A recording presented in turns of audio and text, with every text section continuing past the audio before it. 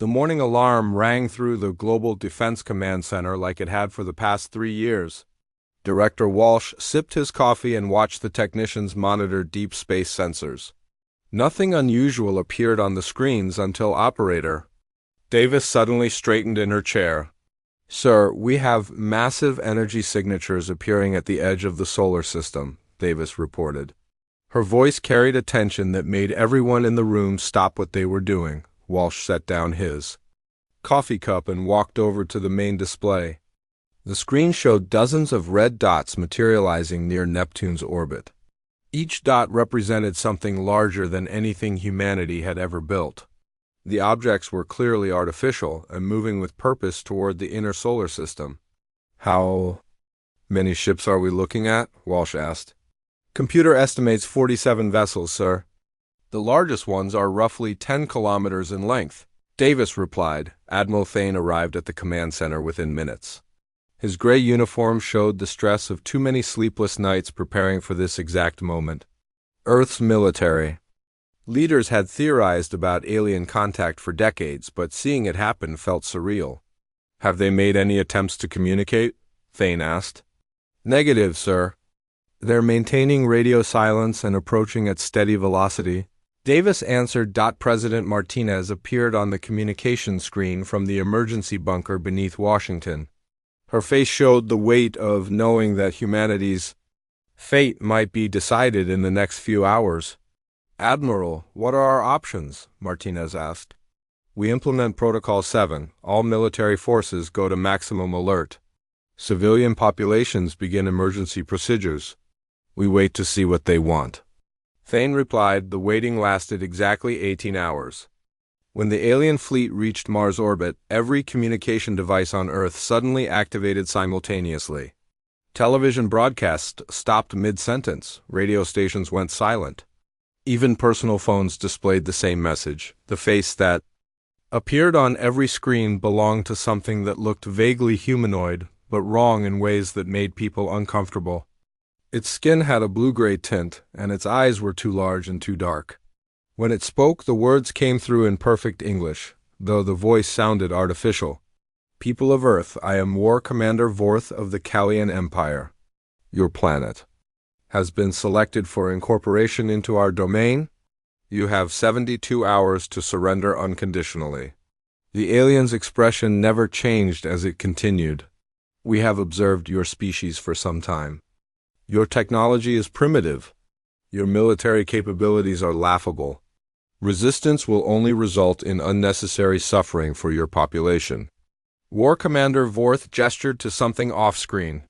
"We have conquered 43 worlds in this sector of the galaxy. Each one initially chose to resist. Each one eventually begged for mercy. We offer you the opportunity to avoid this fate." The message showed images of other planets. Cities in ruins, populations fleeing in terror. Massive alien war machines destroying everything in their path. The footage was clearly meant to intimidate humanity into submission. "You will dismantle all military installations. You will surrender all weapons. You will provide detailed information about your industrial capabilities. In return, we will allow your species to continue existing as a labor force for the Empire." "Admiral." Thane watched the broadcast with growing anger. The alien spoke about humanity like they were discussing livestock. There was no recognition that humans might have their own opinions about becoming slaves. "Your leaders have 72 hours.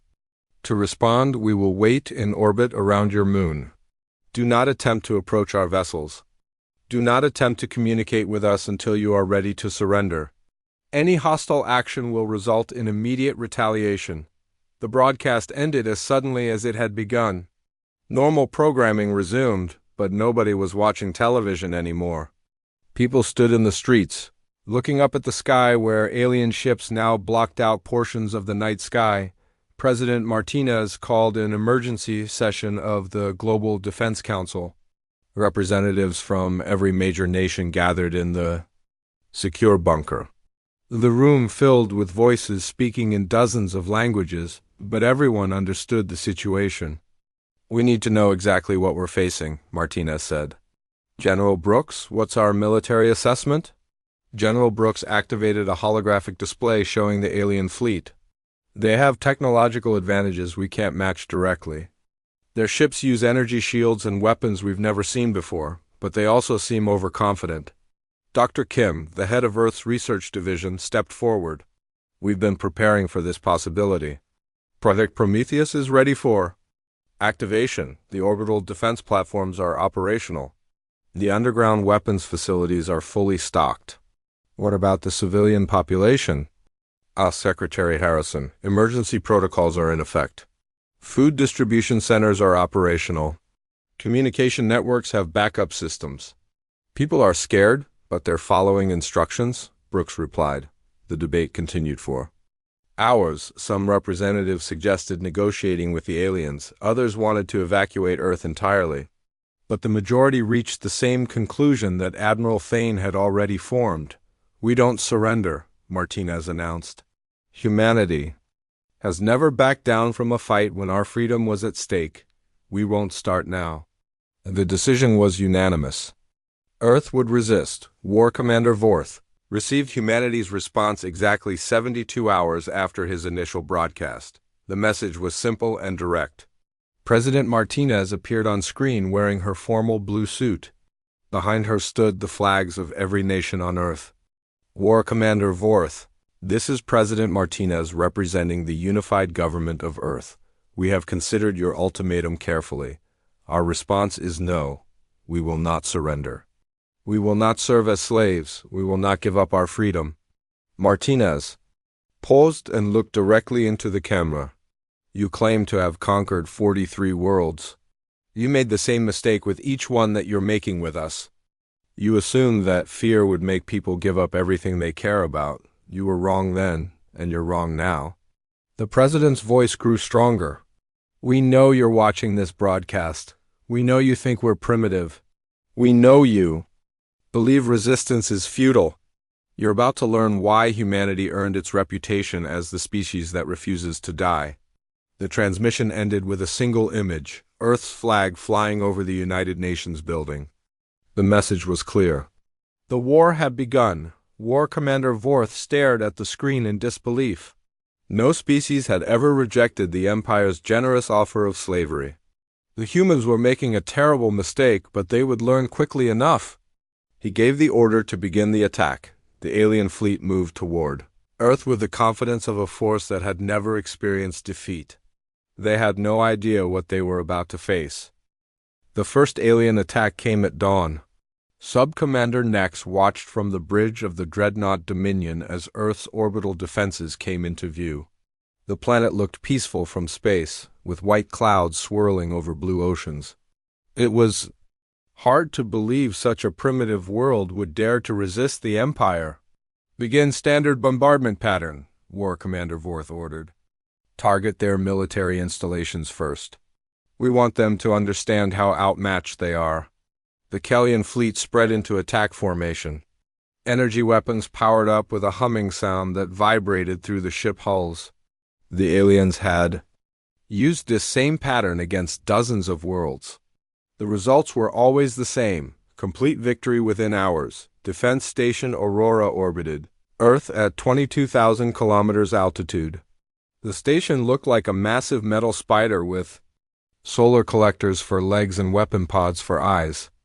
Inside the command center, Captain Lee monitored the alien approach through multiple screens.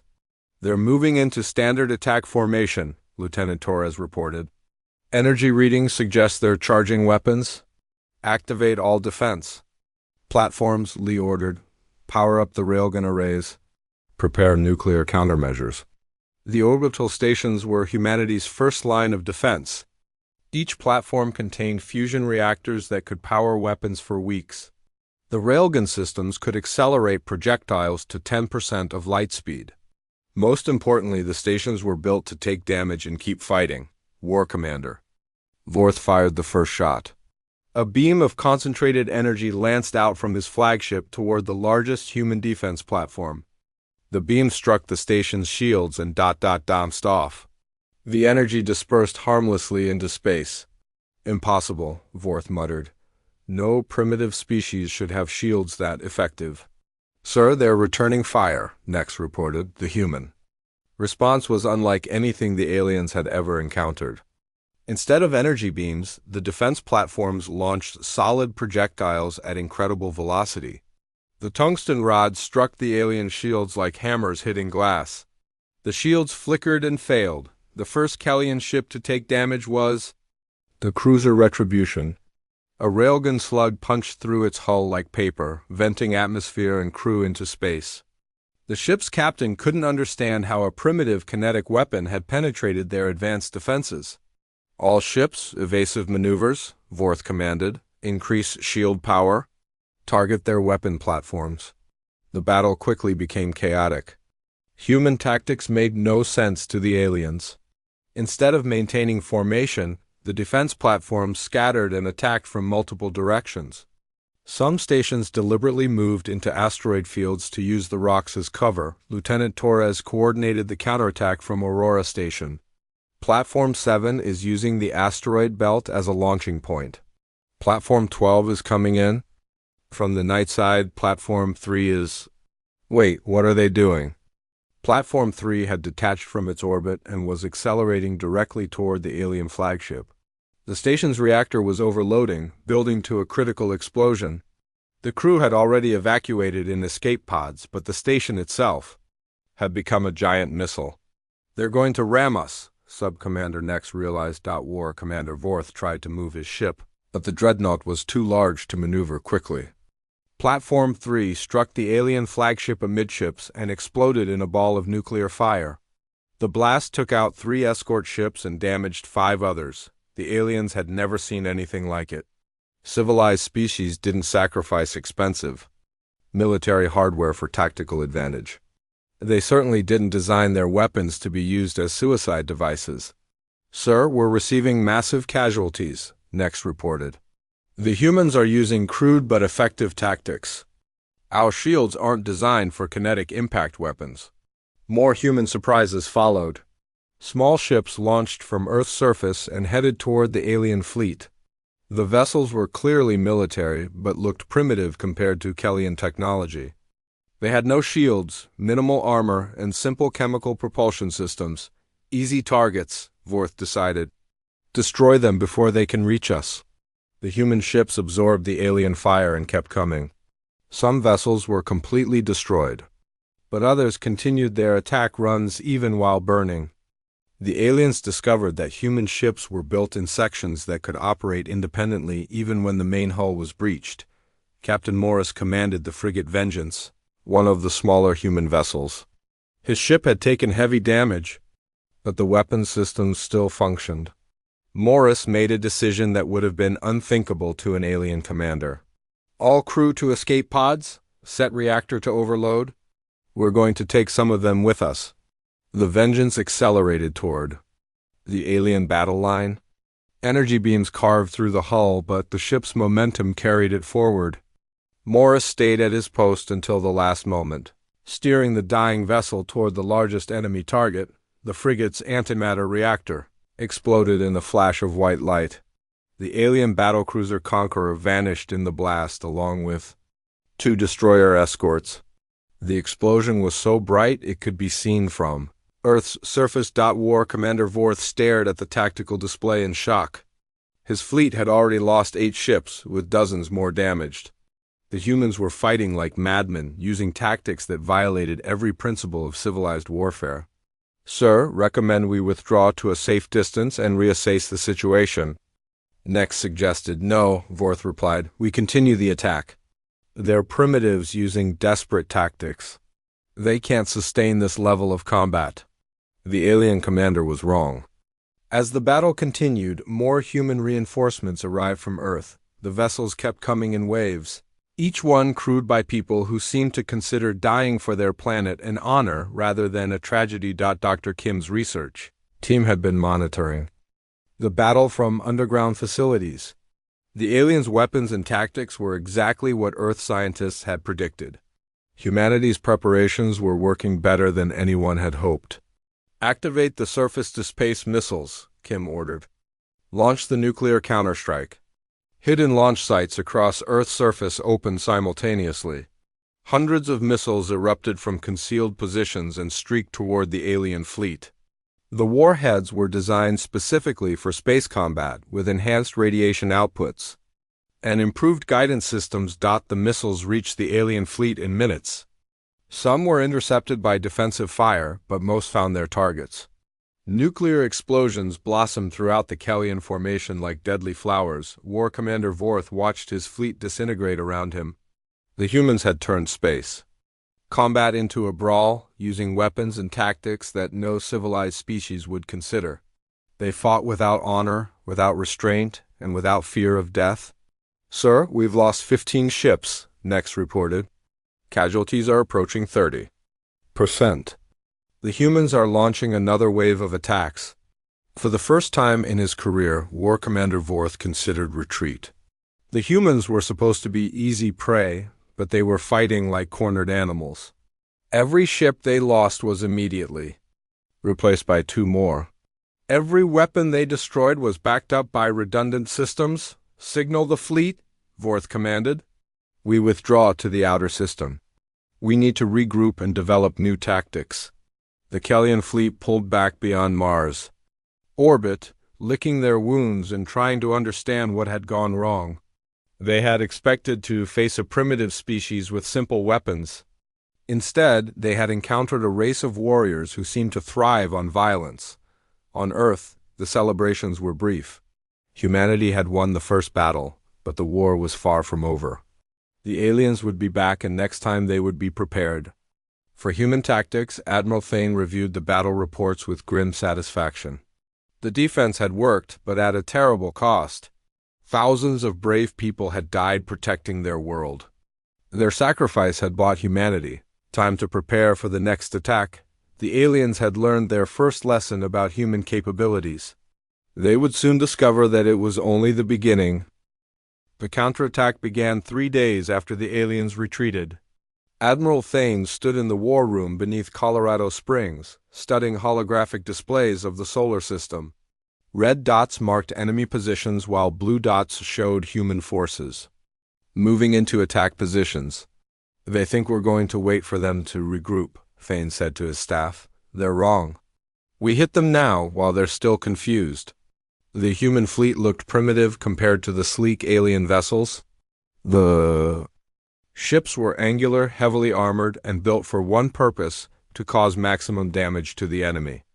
Every vessel carried enough firepower to destroy a small city, and every crew member was prepared to die for their planet. Commander Blake led the first wave in the heavy cruiser Defiance. The ship had been designed using lessons learned from the orbital battle. Its hull was compartmentalized so that damage to one section wouldn't disable the entire vessel. The crew wore full combat suits at all times, ready for the hull breaches that were inevitable in space combat. "Enemy fleet detected at bearing 27 Mark IV, the tactical officer reported. "They're maintaining defensive formation around the gas giant." "Perfect," Blake replied. "That's exactly where we want them." The Kellian fleet had taken position near Jupiter, using the planet's gravity well for defensive advantage. War Commander Vorth believed the humans would have to approach through predictable vectors, making them easy targets for concentrated fire. Blake had different plans. The human ships split into 3 groups and approached from different angles. The first group came in directly, drawing alien attention. The second group used Jupiter's moons as cover, approaching from the planet's night side. The third group had the most dangerous job. Captain Morris commanded the destroyer Retribution, one of the ships assigned to the third group. His vessel was already damaged from the previous battle, but the crew had refused to abandon ship. They had welded armor plates over the hull breaches and rerouted power around the destroyed systems. "All ships, this is Admiral Thane," came the voice over the communication system. "Execute Operation Hammer." The third group of human ships dove directly toward Jupiter's surface. The alien sensors tracked them for a few moments before dismissing them as suicidal. No rational commander would fly ships into a gas giant's atmosphere, but the humans weren't planning to die in the planet's clouds. They were using Jupiter's enormous gravity well as a slingshot. The ship skimmed the upper atmosphere, picking up incredible velocity before rocketing back toward the alien fleet. War. Commander Vorth watched the tactical display with growing concern. The human ships were approaching at impossible speeds, accelerated by the planet's gravity. His weapons couldn't track targets moving that fast. "All ships, emergency evasive maneuvers," Vorth commanded, too late. The human vessels struck the alien. Formation like bullets? Captain Morris's ship punched through the hull of a Kellion battlecruiser and exploded deep inside the enemy vessel. The blast tore the alien ship apart from within. Similar attacks happened throughout the fleet. Human ships that should have been destroyed continued fighting even when their hulls were breached and their crews were exposed to vacuum. The aliens couldn't understand how humans could function in conditions that would kill any civilized being. Colonel Rivera led the assault on the alien base they had established on Luna. The human Marines approached in small, fast transports that hugged the moon's surface to avoid detection. The aliens had sensors that could detect large ships from millions of kilometers away, but they had trouble tracking small vessels moving through the lunar terrain. "Remember, these aliens have superior technology, but they've never faced close combat," Rivera told his troops. "They rely on their weapons and shields. We're going to get close enough that their advantages don't matter." The Marine assault began at the lunar dawn. Human soldiers in powered armor stormed the alien positions, using tactics that had been perfected in centuries of human warfare. The aliens had energy weapons and personal shields, but they had no experience with hand-to-hand combat. The battle for the lunar base became a nightmare for the Kellion forces. Human Marines continued fighting even when wounded, using personal weapons that seemed primitive but were devastatingly effective. The aliens discovered that humans could tolerate pain and injury that would incapacitate any other species. Private Wilson had been shot twice by alien energy weapons, but he kept advancing toward the enemy position. The wounds should have been fatal, but human medical technology and natural resilience kept him functional. He reached the alien bunker and detonated a plasma grenade at point-blank range. The explosion killed Wilson instantly, but it also destroyed the alien command center. The remaining Kellion forces on Luna surrendered within hours, something that had never happened in the Empire's history. Dr. Kim's research team had been working around the clock to analyze captured alien technology. The enemy equipment was indeed advanced, but it was also predictable. The aliens had been using the same designs for centuries, with only minor improvements. "They're over-engineered," Kim explained to Admiral Thane. "Their technology is reliable but inflexible. They can't adapt quickly to new situations." "What about their biology?" Thane asked. "That's even more interesting." "They're physically weaker than humans, with much lower pain tolerance. They're also psychologically unprepared for the kind of warfare we're showing them." The research team had developed several nasty surprises for the aliens. Biological weapons designed to target their specific physiology. Computer viruses that exploited weaknesses in their technology. Most importantly, they had figured out how to reverse engineer alien equipment. Engineer Walsh led a team that had captured an intact Kellion fighter. Within hours, they had taken the ship apart and put it back together again.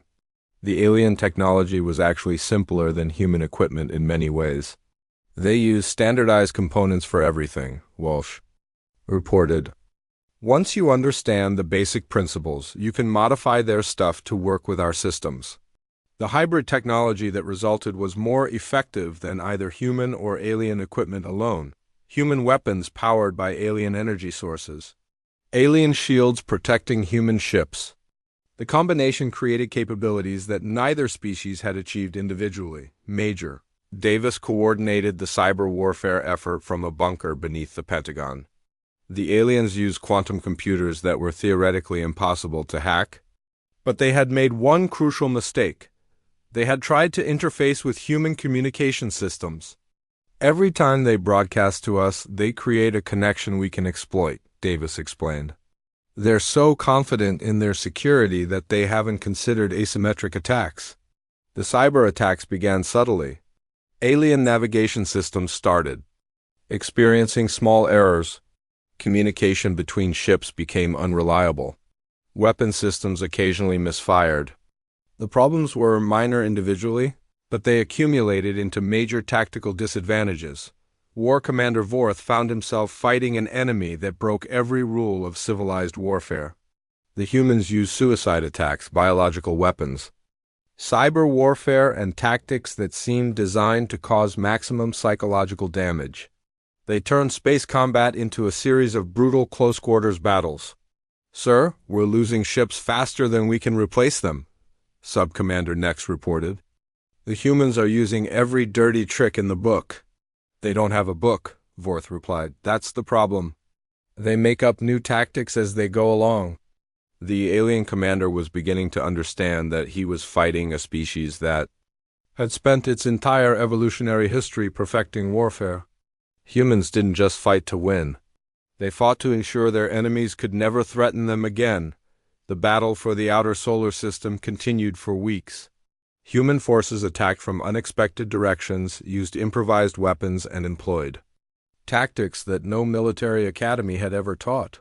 The aliens found themselves constantly reacting to human initiatives instead of implementing their own plans. Captain Stone commanded the experimental vessel Prometheus, which combined human engineering with captured alien technology. The ship could cloak itself using alien stealth systems, while carrying human weapons that the enemy couldn't detect until it was too late. "Target the alien command ship," Stone ordered. "We end this battle by cutting off their head." The Prometheus materialized directly behind War Commander Vorth's flagship and opened fire with everything it had. The alien vessel's shields held for a few seconds before collapsing under the concentrated assault. The ship's hull cracked open like an egg, venting atmosphere and crew into space.vo. Arth survived the attack, but his command structure was destroyed. The remaining alien ships retreated toward the edge of the solar system, their formation broken and their morale shattered. The humans had won another victory, but they knew the war was far from over. The Kellyan Empire had resources that Earth could barely imagine. The next attack would be larger, better prepared, and more desperate, but humanity had also learned something important. The aliens could be beaten. Their technology was superior, but their tactics were predictable. Most importantly, they had never faced an enemy that was willing to pay any price for victory. The real war was just beginning. The emergency session of the Kellyan High Command convened in the crystal towers of the homeworld. Supreme Leader Korth materialized as a hologram in the center of the chamber, his ancient face showing the strain of unprecedented military defeats. Around him, the Empire's greatest military minds struggled to understand how a primitive species had humiliated their fleets. "Explain to me how we have lost 30 ships to a race that barely achieved spaceflight," Korth demanded. "War Commander." Vorth stood before the assembly, his uniform torn and stained from the recent battles. "Supreme Leader, the humans are not what our intelligence reports suggested. They fight with techniques we have never encountered." "Techniques?" General Crane interjected. "You mean they ram their ships into ours like wild animals?" "That's not technique, that's desperation." "No," Vorth replied. "It's strategy. They use every resource available to them, including their own lives. They don't fight to preserve their forces. They fight to destroy ours." The discussion continued for hours. The High Command had built their empire on the assumption that civilized species would surrender when faced with overwhelming force. The humans had shattered that assumption and were now threatening the very foundations of Kellyan society. Engineer Walsh worked in the captured alien facility on Luna, surrounded by equipment that had seemed impossible just weeks ago. The alien technology was incredibly advanced, but it was also modular and standardized.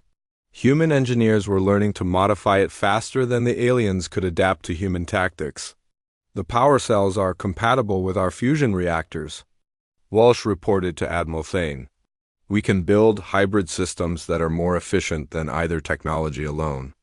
The breakthrough came when Walsh's team discovered that alien computers used quantum processing, but they relied on classical logic patterns.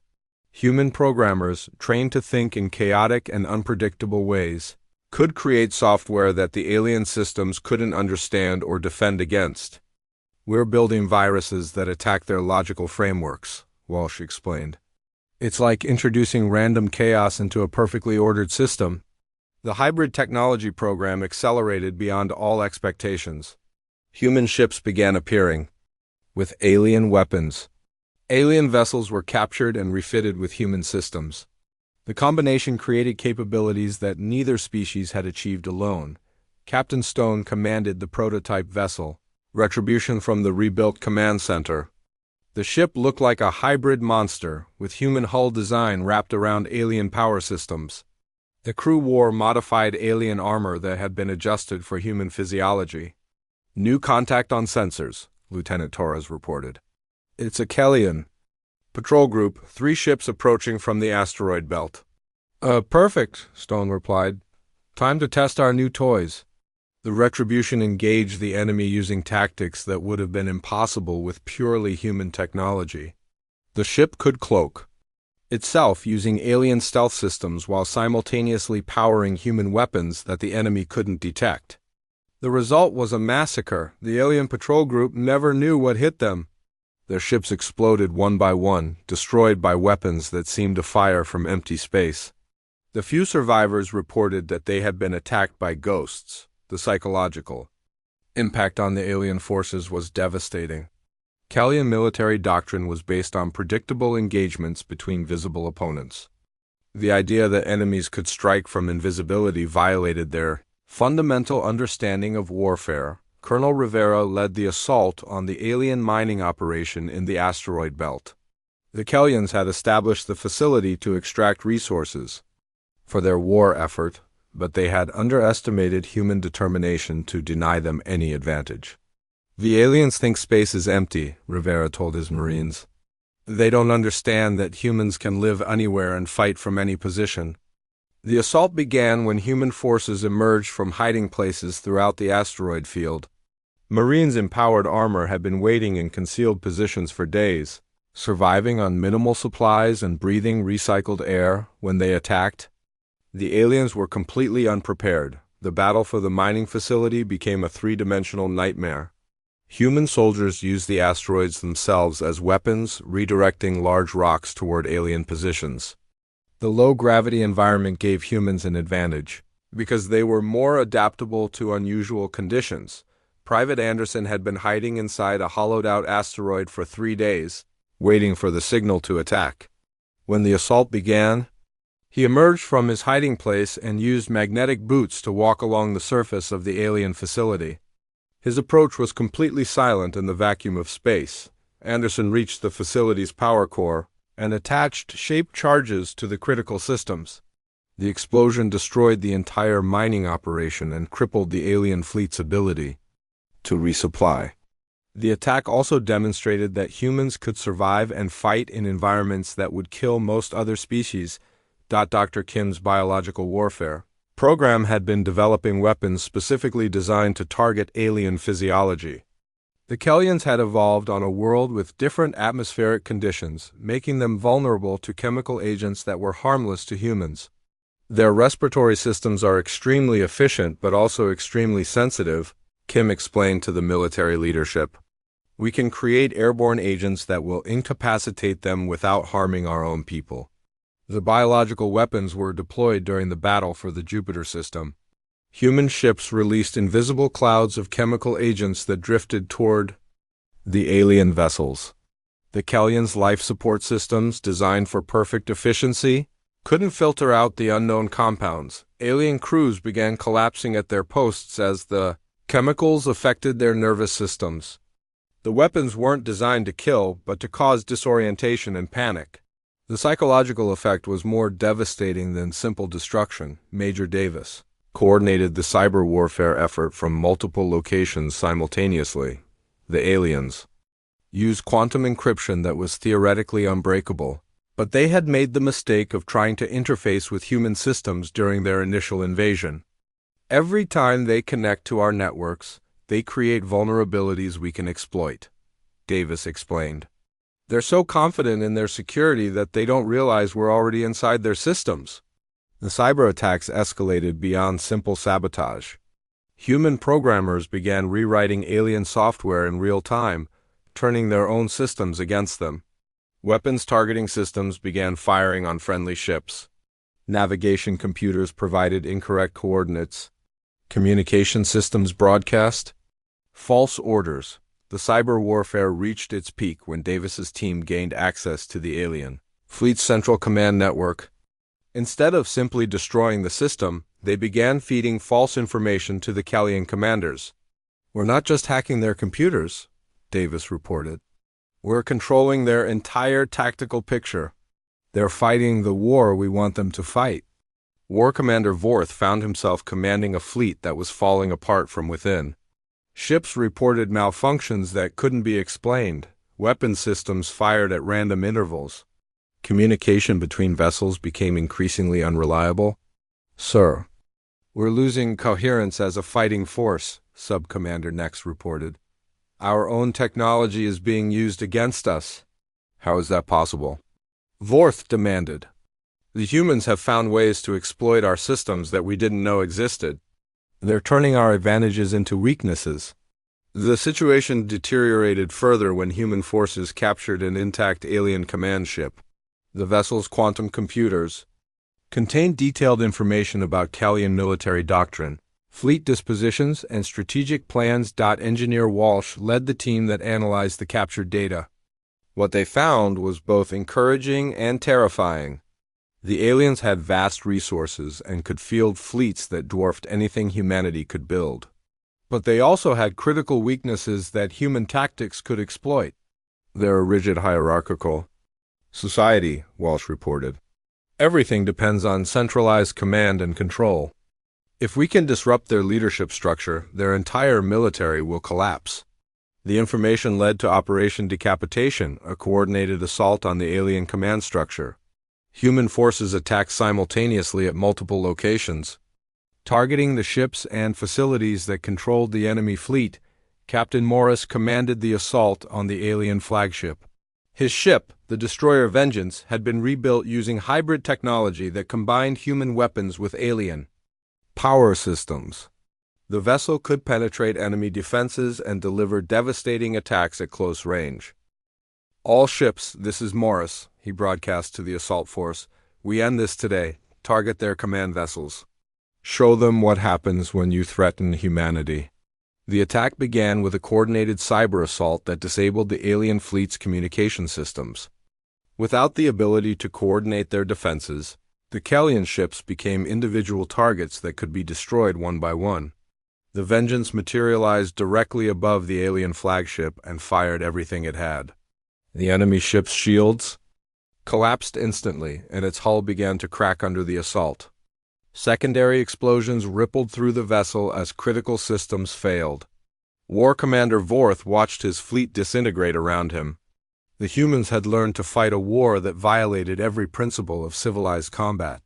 They used biological weapons, cyber attacks, suicide tactics, and psychological warfare. Most importantly, they had turned the aliens' own technology against them. "Sir, recommend immediate withdrawal," Nex suggested. "We need to regroup and develop new strategies." "No," Vorth replied. "We retreat now, and the Empire will never recover. The humans have made this personal." The battle continued for hours, but the outcome was inevitable. Human forces had achieved something that no species in the galaxy had ever accomplished. They had made the Callian Empire afraid.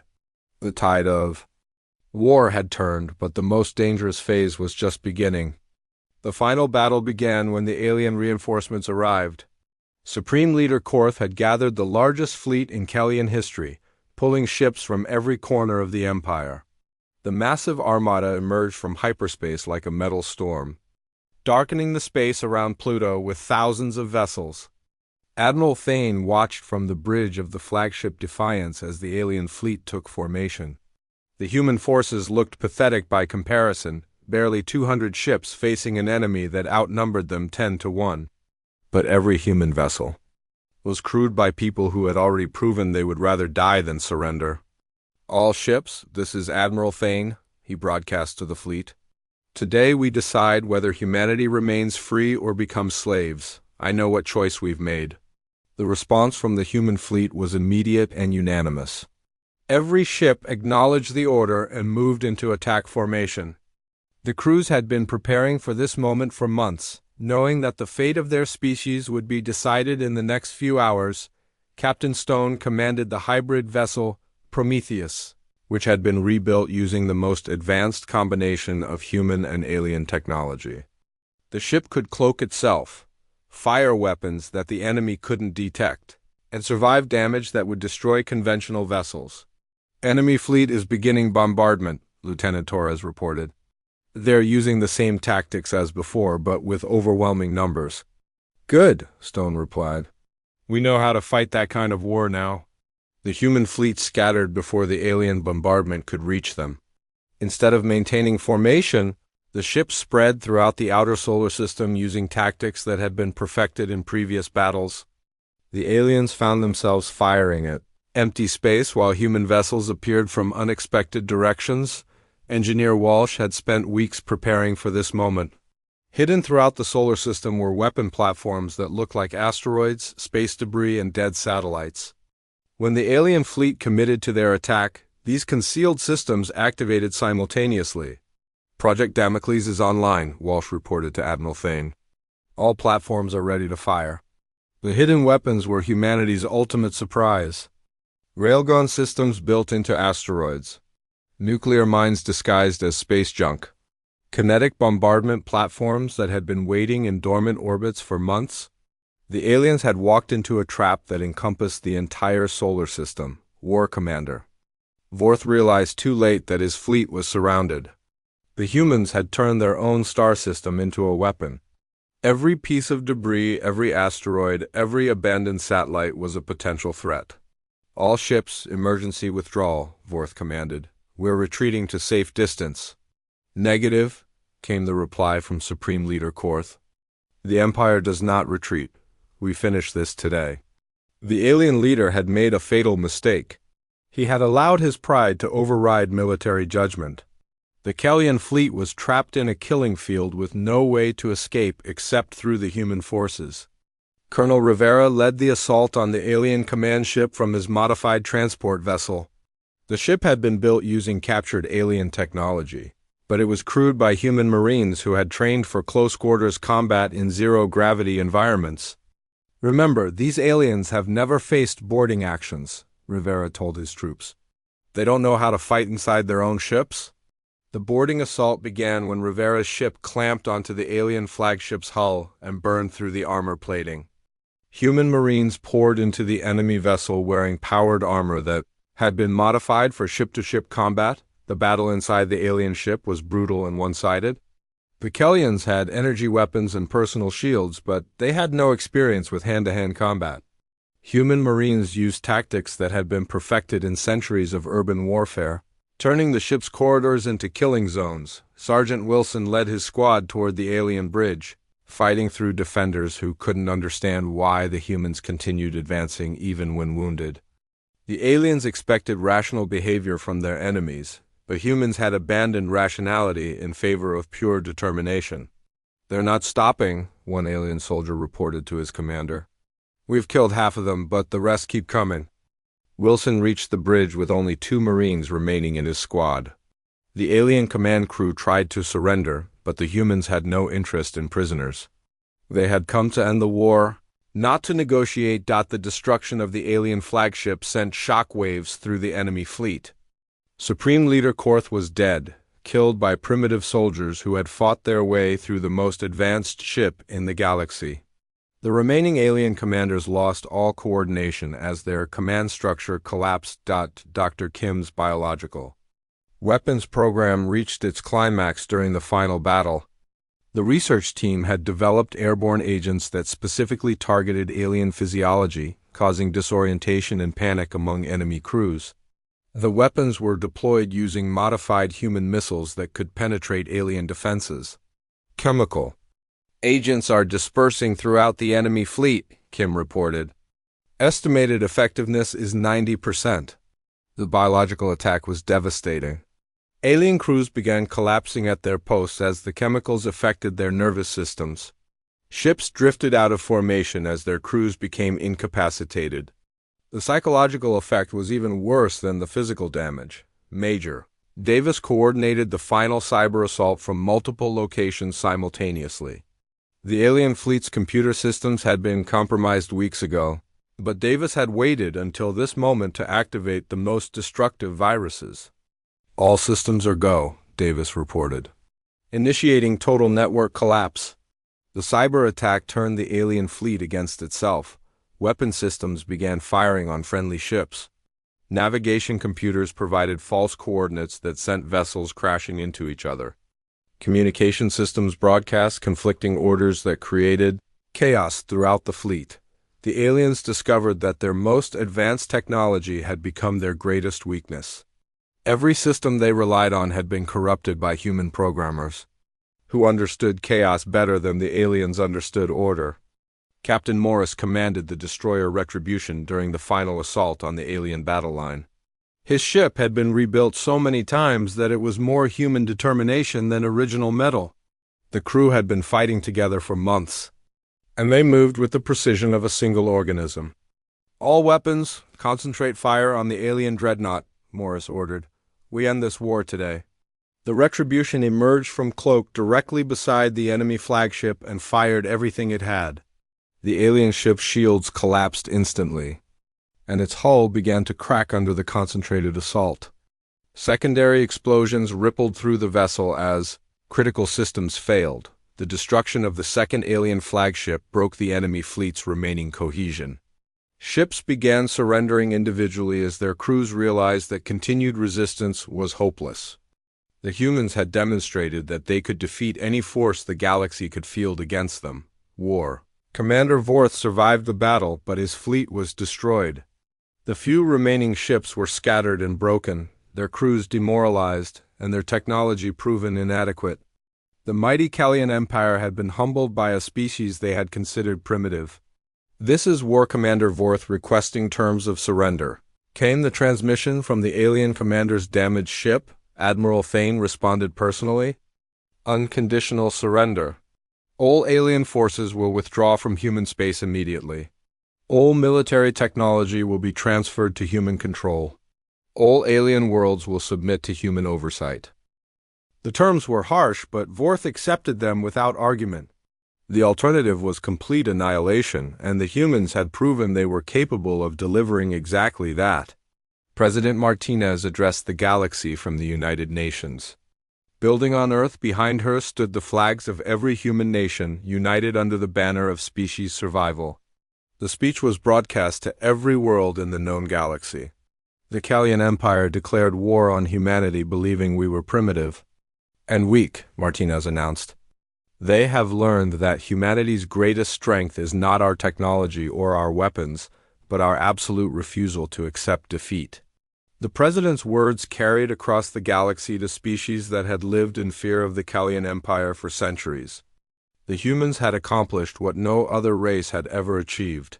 They had defeated the galaxy's greatest military power using tactics that violated every principle of civilized warfare.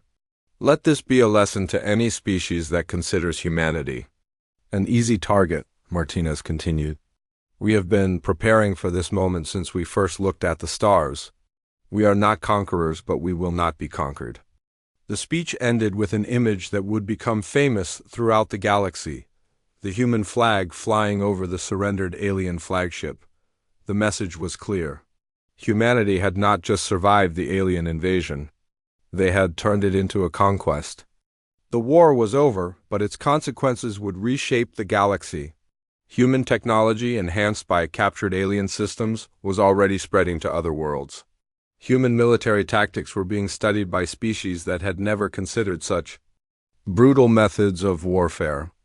Most importantly, the galaxy had learned that there was a species that would never surrender, never negotiate, and never accept defeat. The humans had proven that they were capable of anything when their freedom was threatened. The aliens had declared war on Earth, believing they knew what humanity was capable of. They had been wrong. The humans had shown them capabilities that would haunt their nightmares for generations to come. The species that had once been dismissed as primitive had become the galaxy's newest superpower, and they had earned that position through methods that would make civilized races shudder. The war was over, but the legend of human determination would echo through the stars forever.